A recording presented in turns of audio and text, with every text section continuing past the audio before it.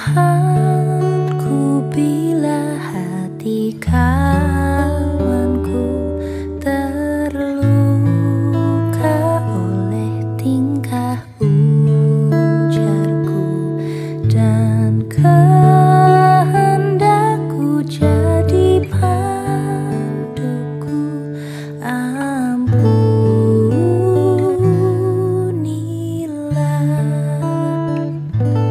jikalau tuturku tak semena dan aku tolak orang berkesah, pikiran dan tuturku bercela,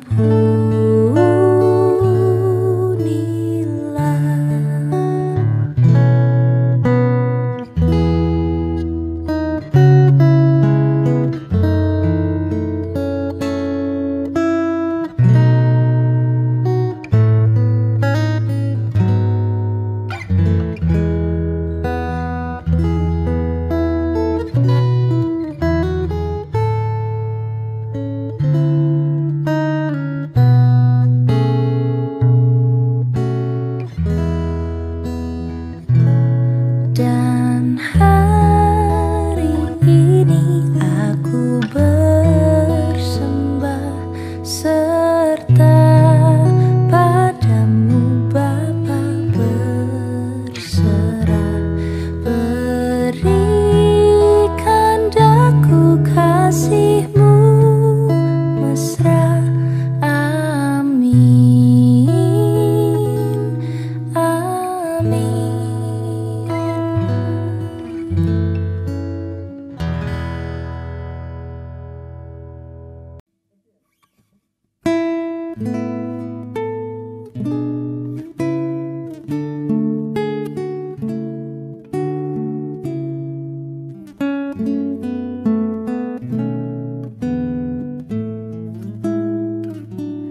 Tenanglah kini hatiku, Tuhan memimpin langkahku di tiap saat dan kerja. Tetap ku rasa tangannya. Tuhanlah yang membimbingku, tanganku dipegang teguh, hatiku berserah penuh, tanganku dipegang teguh.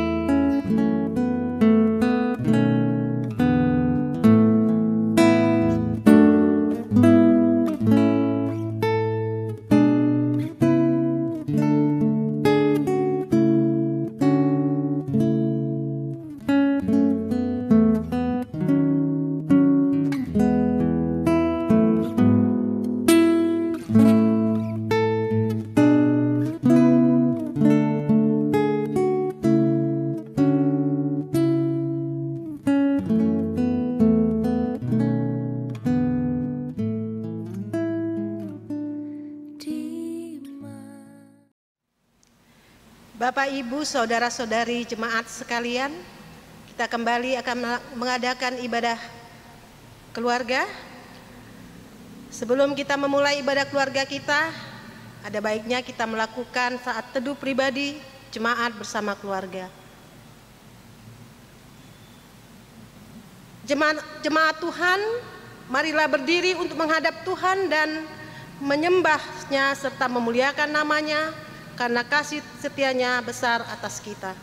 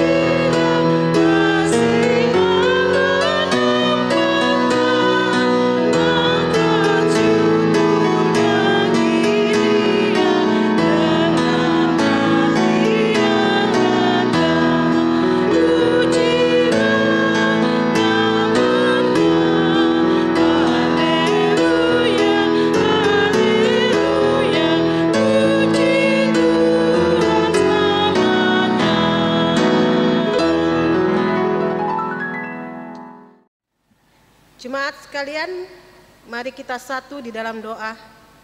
Ya Allah Bapa kami, terpujilah namamu yang agung dan benar, sebab kasih dan setiamu besar atas kehidupan seluruh ciptaanmu. Saat ini, kami seluruh umatmu bersatu hati memohon hikmat serta roh pengertianmu untuk dapat memahami dan melaksanakan firman-Mu di dalam kehidupan kami sehari-hari. Berkati serta kuduskanlah peribadahan keluarga ini dari awal, pertengahan, hingga akhirnya. Sehingga peribadahan ini boleh terlaksana di dalam nama Bapa, Anak, dan Roh Kudus.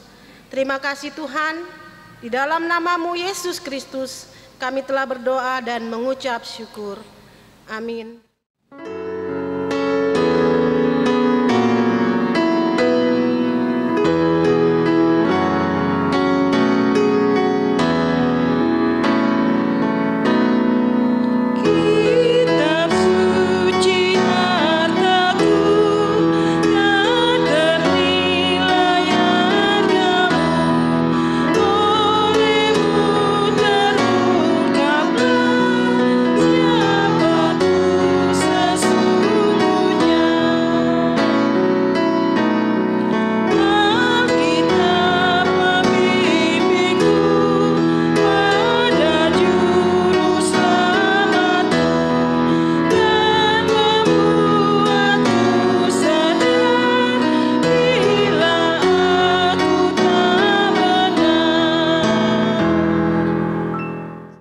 Jemaat Tuhan yang terkasih, sebelum kita mendengarkan firman Tuhan, mari kita bersatu di dalam doa.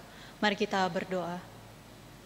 Terpujilah nama-Mu ya Allah Bapa kami yang bertata di dalam kerajaan sorga dari sekarang sampai dengan selama-lamanya, karena kasih setia-Mu besar atas kehidupan kami. Terima kasih banyak Tuhan, karena dari mulai kami membuka mata sampai detik ini, Engkau masih memberikan kami nafas kehidupan, perlindungan dan berkat yang begitu melimpah di tengah-tengah keluarga kami. Saat ini kami Tuhan, meskipun masih kami lakukan di rumah kami masing-masing, layakkan kami seluruh umat-Mu Tuhan, untuk dapat beribadah dan bersekutu, serta memuliakan nama-Mu melalui puji-pujian dan mendengarkan firman-Mu ya Bapa. Biarkanlah Roh Kudus-Mu boleh ada di dalam setiap rumah kami dan hati kami, sehingga firman-Mu tidak sekedar kami dengar, tetapi kami mengerti dan melaksanakannya. Layakkan hamba-Mu juga ya Tuhan, untuk menyampaikan firman-Mu. Biarkanlah firman-Mu yang hamba-Mu ini sampaikan sesuai dengan kebenaran firman-Mu. Bersabdalah ya Bapa, karena kami siap untuk mendengarkannya. Di dalam nama-Mu Yesus Kristus kami telah mengucap syukur. Amin. Jemaat Tuhan yang terkasih, saya undang untuk berdiri untuk mendengarkan firman Tuhan yang dibacakan dari kitab Keluaran pasal yang ke-21, ayatnya yang ke-26 sampai dengan yang ke-27. Firman Tuhan berkata demikian. Apabila seseorang memukul mata budaknya laki-laki atau mata budaknya perempuan dan merusakkannya, maka ia harus melepaskan budak itu sebagai orang merdeka, pengganti kerusakan matanya itu. Dan jika ia menumbuk sampai tanggal gigi budaknya laki-laki atau gigi budaknya perempuan, maka ia harus melepaskan budak itu sebagai orang merdeka, pengganti kehilangan giginya itu. Demikianlah firman Tuhan, terpujilah Kristus, haleluya.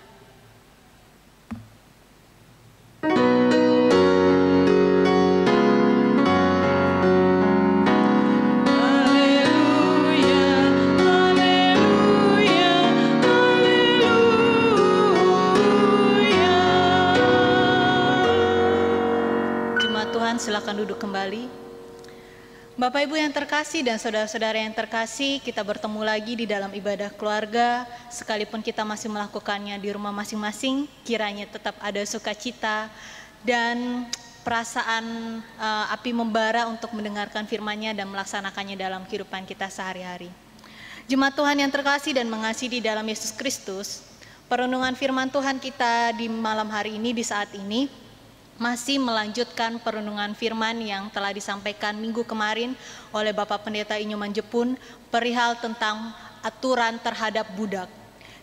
Cuman bedanya adalah peraturan firman Tuhan di hari ini akan berbicara tentang peraturan tentang budak perihal melindungi keselamatan kaum budak, terkhususnya terhadap nyawa mereka sebagai sesama manusia yang diciptakan Allah baik adanya. Mengapa peraturan ini dibuat? Bisa jadi karena budak menjadi salah satu kelompok minoritas yang sangat rentan terhadap kekerasan ataupun tindakan eksploitasi oleh majikan atau oleh tuannya. Mari kita lihat lebih jauh tentang pengaturan budak yang diterangkan atau yang disampaikan oleh Musa pada ayatnya yang ke-26 sampai yang ke-27 ini.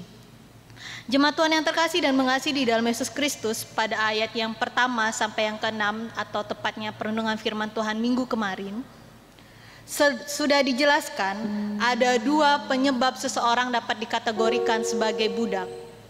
Yang pertama, seseorang dapat dikatakan budak karena satu, orang tersebut terlahir dari keluarga budak. Jadi bisa dikategorikan adalah melanjutkan silsilah atau yang sudah dimulai oleh awal keluarganya. Jadi kalau awal keluarganya itu adalah seorang budak, ketika ia lahir, ialah kemudian melanjutkan lagi karena ia terlahir dari keluarga seorang budak.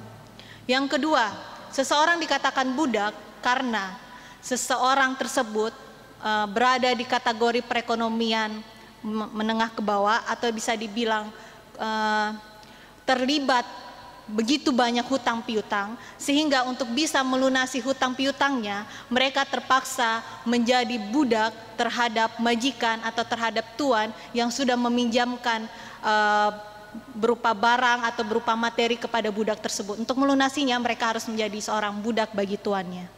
Bapak Ibu yang terkasih di dalam Yesus Kristus, untuk itulah Keluaran pasal 21 ayat ke-26 sampai ke-27 ini dibuat oleh Tuhan dan kemudian disampaikan oleh Musa kepada para budak dan untuk disampaikan kepada para tuannya sebagai peraturan dan sebagai kompensasi bagi para budak yang harus diberikan kepada mereka sebagai upah atau kompensasi atas tindakan perlakuan kasar yang mungkin disampaikan atau dilontarkan atau dilayangkan oleh tuan atau majikan terhadap mereka. Sehingga peraturan yang di ayat 26 sampai 27 ini sungguh-sungguh ditujukan hanya untuk para budak. Kemudian Bapak Ibu yang terkasih, mari kita lihat mulai dari ayatnya yang ke-26. Perhatikan di sana. Ada dua anggota tubuh yang dikhususkan oleh Tuhan untuk peraturannya di malam hari ini. Anggota tubuh yang pertama adalah tentang mata. Menurut Tuhan atau menurut kitab Keluaran pasal 21 ini, mata menjadi salah satu bagian dari anggota tubuh manusia yang sangat penting. Sehingga jikalau mata seorang budak rusak ataupun mendapatkan penganiayaan terhadap matanya oleh tuannya, otomatis budak tersebut tidak akan bisa melakukan tugasnya sebagai seorang budak karena matanya sudah rusak dan tidak dapat melihat.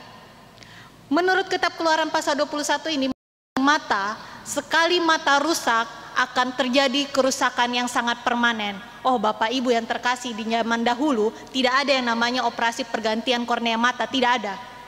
Jadi kalau satu kali mata rusak, maka itu akan rusak secara permanen. Untuk itulah Bapak Ibu, jikalau seorang budak matanya mengalami kerusakan akibat penganiayaan oleh tuannya, maka budak tersebut harus dibebaskan sebagai orang yang merdeka, tidak lagi menjadi budak oleh tuannya. Anggota tubuh yang kedua, mari kita lihat di ayatnya yang ke-27. Anggota tubuh yang bagian yang paling penting selanjutnya adalah gigi. Meskipun Bapak Ibu, mungkin Bapak Ibu berpikir di rumah, kok hanya mata sama gigi ya, sedangkan tangan, kaki juga menjadi anggota tubuh paling penting. Memang benar, semua dari ujung rambut kaki sampai ujung kaki adalah, ujung kepala sampai ujung kaki adalah anggota tubuh manusia yang semuanya memiliki fungsi yang penting. Akan tetapi, khususnya perenungan firman Tuhan di malam hari ini hanya akan berbicara tentang mata dan gigi. Dan yang kedua adalah gigi. Sama halnya dengan mata Bapak Ibu. Kalau gigi dari seorang budak mengalami kerusakan, maka kerusakan tersebut akan terjadi secara permanen. Sehingga jikalau budak tersebut mendapatkan penganiayaan dari tuan atau majikannya dan mengalami kerusakan pada giginya, maka untuk sebagai kompensasi bagi budak itu, budak tersebut haruslah dimerdekakan oleh tuannya. Dimerdekakan dalam arti dibebaskan dari tugasnya, dari tanggung jawabnya sebagai seorang budak. Sehingga Bapak Ibu yang terkasih di dalam Yesus Kristus, semua aturan ini sengaja Tuhan buat untuk dihadirkan bagi para budak sebagai wujud perlindungan bagi mereka sebagai kelompok minoritas yang sangat rentan terhadap kekerasan dan eksploitasi atas tindakan oleh tuan atau majikannya. Dan aturan ini juga Bapak Ibu yang terkasih merupakan maknanya memiliki makna yang sama terhadap budak Ibrani yang sudah disampaikan oleh Bapak Pendeta Nyoman Jepun di minggu kemarin, tentang dimana ketika mereka belum selesai menjadi budak selama 6 tahun tetapi mendapatkan kerusakan bagian mata dan gigi, mereka tetap memiliki masa kerja yang sama atau maknanya yang sama seperti budak yang telah bekerja selama 6 tahun. Artinya mereka dibebaskan sebagai seorang yang merdeka. Demikianlah firman Tuhan ditafsirkan bagi kita sekalian. Kemudian ada 2 poin yang menjadi catatan atau menjadi beberapa hal yang dapat kita jadikan aplikasi kehidupan kita sehari-hari. Yang pertama, Kitab Keluaran pasal 21 ayat yang 26 sampai yang ke-27 ini merupakan penggambaran dari Tuhan terhadap bagaimana seorang manusia bersikap terhadap manusia lainnya. Terkadang kita lupa Bapak Ibu bahwa Tuhan memperlakukan kita sangatlah berharga. Tuhan memperlakukan manusia satu terhadap manusia yang lainnya tanpa pandang bulu. Bagi Tuhan, mau kita termasuk dalam kategori seorang budak atau seorang merdeka, baik itu adalah laki-laki ataupun perempuan, kaya dan miskin, semuanya memiliki derajat yang sama di mata Tuhan, yaitu semuanya adalah anak-anak Allah. Sehingga Bapak Ibu yang terkasih, sudah sepatutnya kita memanusiakan manusia lainnya. Dan konsep memanusiakan manusia lainnya ini bukan hanya berbicara tentang pelayanan, tetapi mencakup seluruh dimensi kehidupan manusia.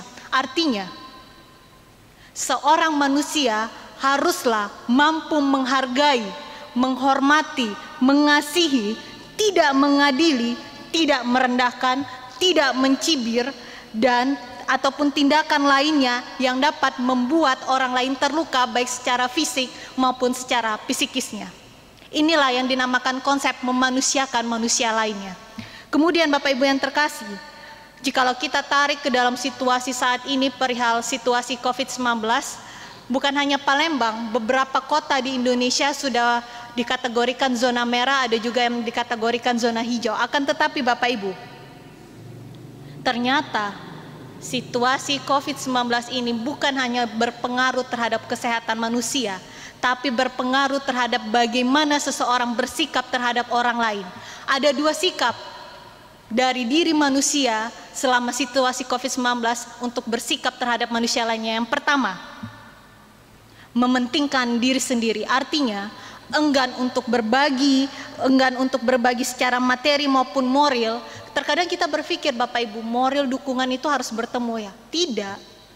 Moral dukungan itu dapat berupa melalui via telepon, via WhatsApp, ataupun dalam bentuk doa pun itu juga merupakan bagian doa dan dukungan moral bagi mereka yang berdampak secara ekonomi maupun secara kesehatan dalam situasi COVID-19. Dan sikap yang kedua, kebalikan dari yang pertama, yaitu memiliki sikap empati dan simpati terhadap nasib orang lain. Sehingga Bapak Ibu, bagaimana sikap kita terhadap orang lain, itu adalah cerminan kita melihat diri kita sendiri. Jikalau kita merendahkan orang lain, maka tanpa sadar kita pun merendahkan diri kita sendiri. Jikalau kita mampu menghargai orang lain, pastinya Allah pun akan memberikan penghargaan yang sama terhadap kita, yaitu Allah pun akan menghargai kita sebagai anak-anaknya yang mampu mengasihi orang lain, sebagai anak-anaknya Tuhan juga. Bapak Ibu yang terkasih di dalam Yesus Kristus, sekali lagi dan garis bawahi bahwa semua manusia memiliki derajat yang sama, yaitu sebagai anak-anak Allah. Dan poin yang kedua atau yang terakhir, peraturan yang Tuhan berikan kepada Musa untuk Musa sampaikan kepada para tuan dan budak Israel pada masa itu, hendak memperlihatkan kepada kita bahwa Allah selalu berpihak pada orang-orang lemah dan tertindas. Saya ingin mengajak Bapak Ibu sekalian yang ada di rumah untuk membuka Injil Lukas pasalnya yang keempat, ayatnya yang ke-18 sampai dengan yang ke-19. Injil Lukas pasalnya yang keempat, ayat 18 sampai dengan 19, saya akan bacakan untuk kita sekalian. Roh Tuhan ada padaku, oleh sebab Ia telah mengurapi aku untuk menyampaikan kabar baik kepada orang-orang miskin, dan Ia telah mengutus aku untuk memberitakan pembebasan kepada orang-orang tawanan dan penglihatan bagi orang-orang buta, untuk membebaskan orang-orang yang tertindas, untuk memberitakan tahun rahmat Tuhan telah datang. Dengan demikian Bapak Ibu, Keluaran pasal 21 ayat yang 26 sampai 27 ini ingin mengajak kita, ingin menegur kepada kita sekalian untuk mulai saat ini hiduplah sebagai anak-anak Allah yang mampu dan bersedia membuka dirinya menjadi alat Tuhan untuk melindungi mereka yang lemah dan memanusiakan manusia lainnya. Jika kita ingin dihargai, terlebih dahulu hargai orang lain, maka kita pun akan mendapatkan sikap yang sama dari orang lain kepada kita. Dan percayalah Bapak Ibu, seperti firman Tuhan yang sering kita dengar, apa yang engkau tabur, apa yang kita tabur, itulah yang kita tuai. Jikalau kita menabur kasih, maka kasihlah yang akan kita dapatkan dari orang lain ataupun dari Allah di dalam kehidupan kita. Kiranya Yesus Kristus senantiasa memberkati kehidupan kita sekalian dan kehidupan berkeluarga maupun pekerjaan kita sehari-hari. Tuhan Yesus memberkati kita sekalian. Amin.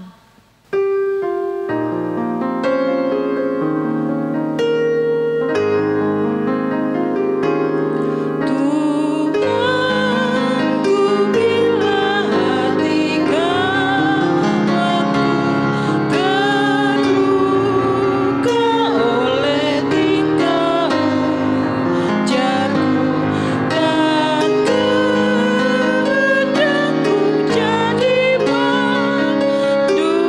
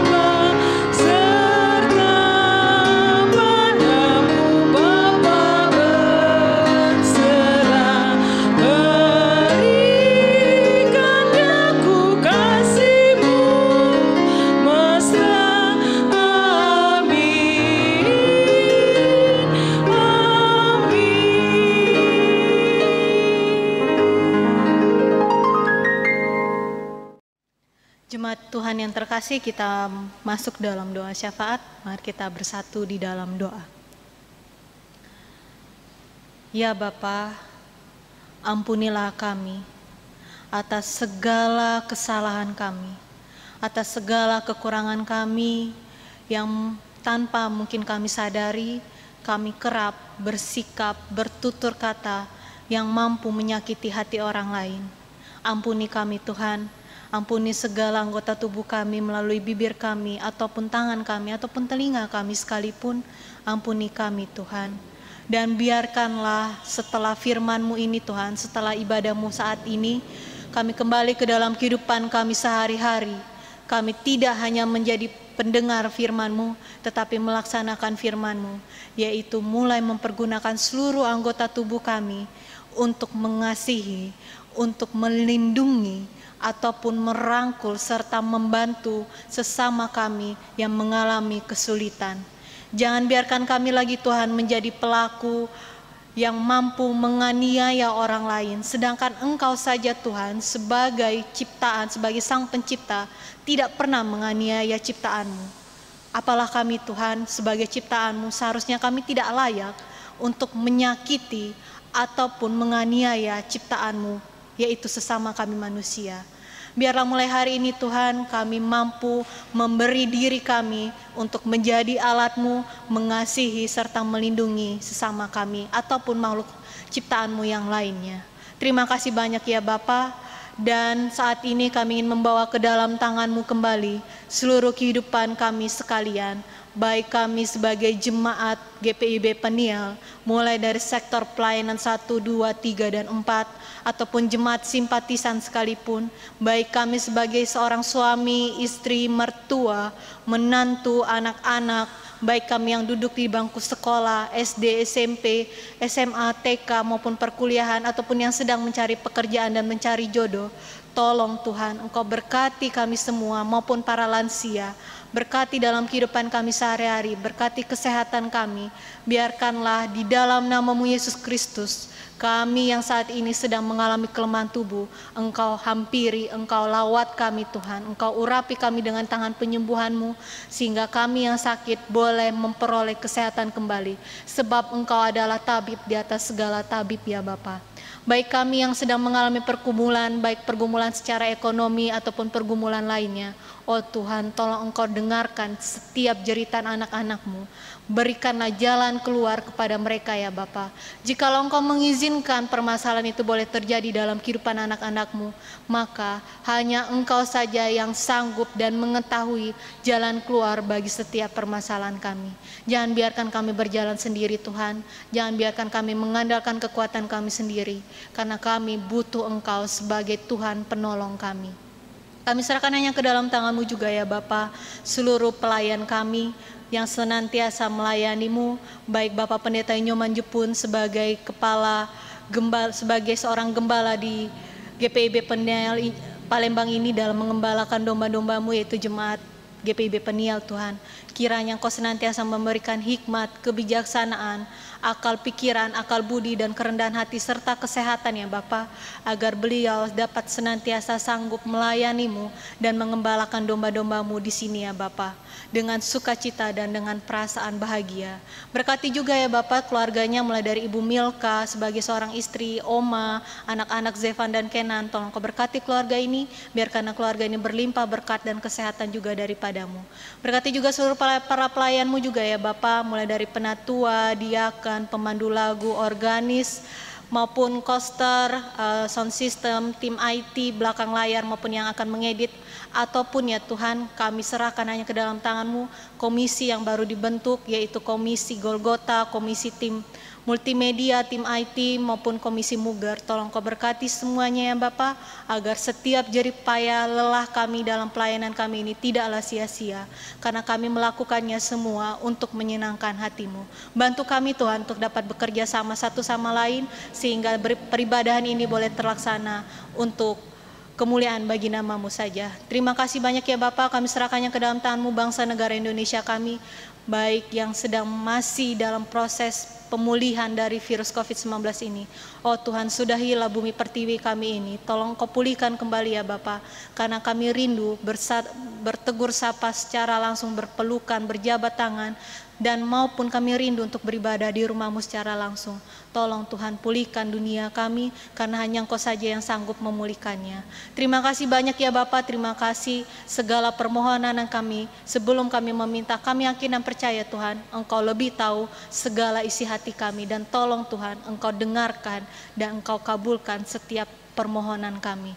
Inilah doa kami yang jauh daripada sempurna, tolong Kau sempurnakan, karena doa ini kami alaskan di dalam nama-Mu Putra-Mu Yesus Kristus, yang sudah mengajar kami berdoa secara bersama-sama. Bapa kami yang di sorga, dikuduskanlah nama-Mu, datanglah kerajaan-Mu, jadilah kehendak-Mu di bumi seperti di sorga. Berilah kami pada hari ini makanan kami yang secukupnya, dan ampunilah kami akan kesalahan kami, seperti kami juga mengampuni orang yang bersalah kepada kami. Dan janganlah membawa kami dalam pencobaan, tetapi lepaskanlah kami daripada yang jahat.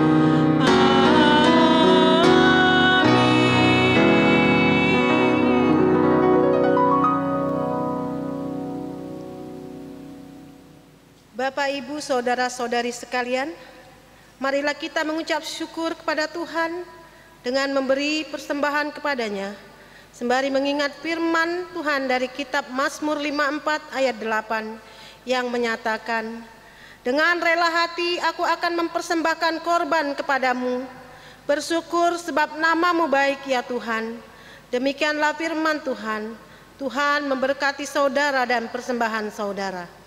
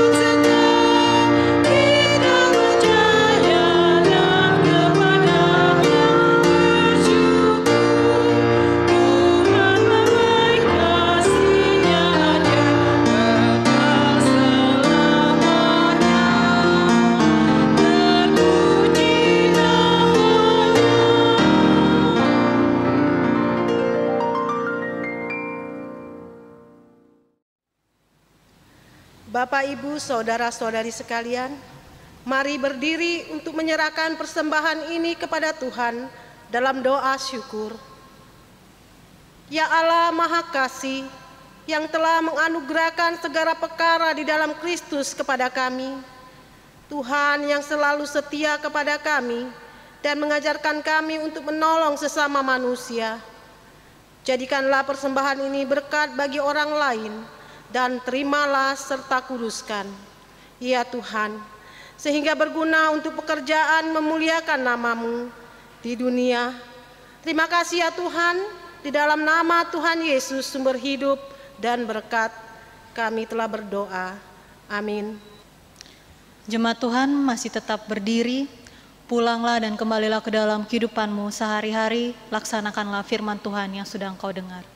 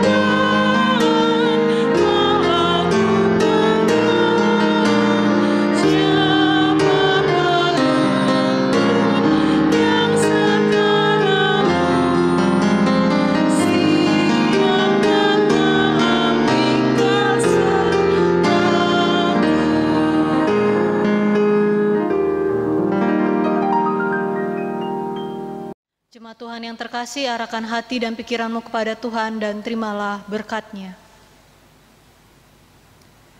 Kasih karunia Tuhan Yesus Kristus dan kasih Allah dan persekutuannya dengan Roh Kudus menyertai kita sekalian.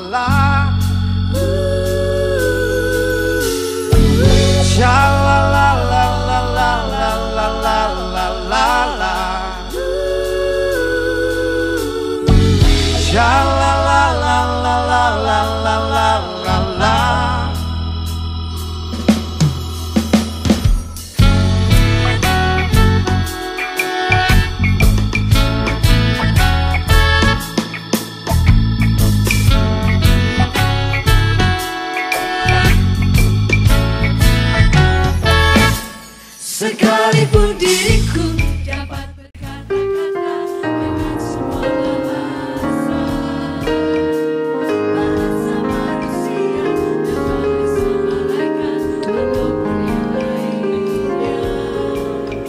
Tapi jika aku tak mempunyai kasih, aku serupa bom yang menggambar rencana